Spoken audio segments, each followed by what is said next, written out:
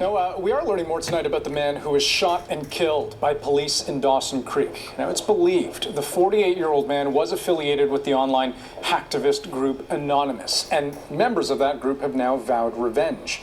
As Kirk Williams shows us, Anonymous is already making its influence felt, and people are wondering what's next. The restaurant where James McIntyre was shot to death was open today.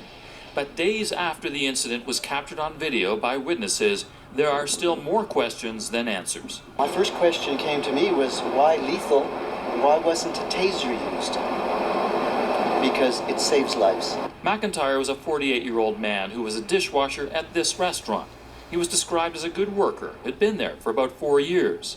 The landlord at his apartment complex describes him as one of the best tenants he's ever had.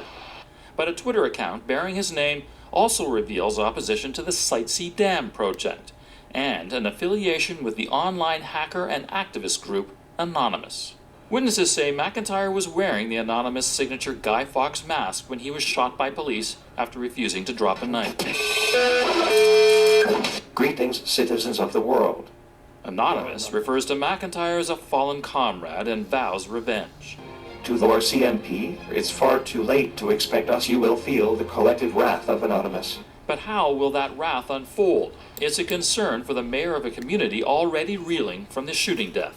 There's a worry there for what next and how do these groups, what do they do with it? And I'd never heard of this Anonymous group before Saturday. BC's Attorney General says it's up to the RCMP to deal with such threats. They do need to keep their personnel safe. We need to keep our community safe. Over the weekend, some RCMP websites appeared to be hacked. Today, the Canadian government says it's monitoring potential threats. But the lack of information surrounding the death has even prompted environmental groups opposed to the Sightsee project to call off a rally planned for this Thursday in Vancouver.